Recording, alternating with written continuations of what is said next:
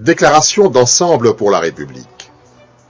Depuis le lancement le 15 janvier 2025 de l'initiative conjointe de la CENCO et de l'ECC en faveur d'un pacte social pour la paix et le bien vivre ensemble en République démocratique du Congo, le principe d'un dialogue national inclusif s'impose comme une nécessité vitale pour restaurer l'unité nationale, rétablir la paix et mettre fin aux crises profondes qui minent la République démocratique du Congo. 1. Ensemble pour la République réaffirme son attachement à un dialogue national sincère, inclusif et apaisé, seul à même de sortir notre pays de la crise. Ce dialogue ne peut être crédible que sous l'égide d'une médiation morale et neutre, telle que préconisée par la CENCO et l'ECC, conformément à leur initiative du pacte social pour la paix et le bien vivre ensemble. Toute démarche qui exclurait les acteurs essentiels de la nation serait vouée à l'échec. 2. Ensemble pour la République tient à rappeler qu'un dialogue national inclusif ne saurait être une concession du pouvoir, ni une rencontre de convenance entre alliés politiques.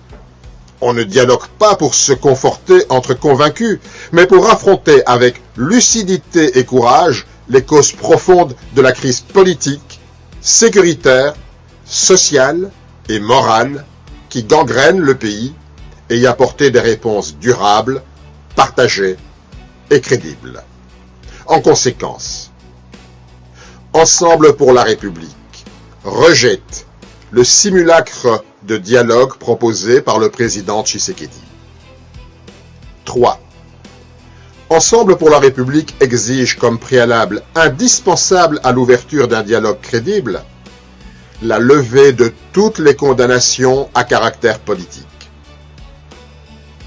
la libération immédiate de tous les prisonniers politiques et d'opinion, la fin des poursuites judiciaires instrumentalisées à des fins politiques, la levée des restrictions arbitraires à la délivrance des passeports et à la liberté de circulation des opposants, la cessation de toute répression visant à intimider ou exclure les voix dissidentes.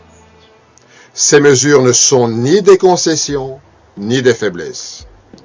Elles sont le socle minimal de la confiance, sans laquelle aucun dialogue ne peut être sincère. 4. Ensemble pour la République dénonce les contradictions flagrantes du président Tshisekedi, qui fragilisent la parole de l'État et nourrissent la défiance des citoyens. D'une part, il refuse tout dialogue politique avec l'opposition congolaise en dehors de Kinshasa, tout en négociant avec l'AFC M23 à Doha, hors du territoire national.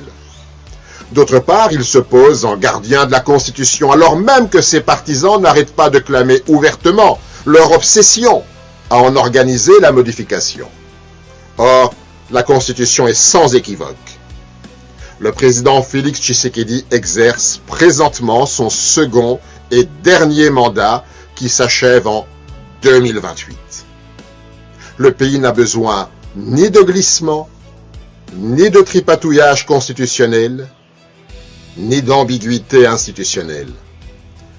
Tout dialogue qui servirait de prétexte à la prorogation du mandat en cours ou à la préparation d'un troisième mandat est par avance voué à l'échec. 5.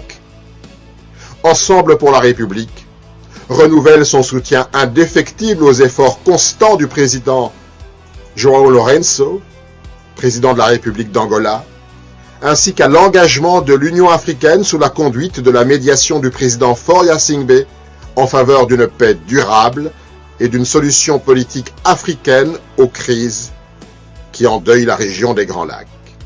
Fait à Kinshasa le 2 février 2026, pour Ensemble pour la République, le Directoire exécutif national.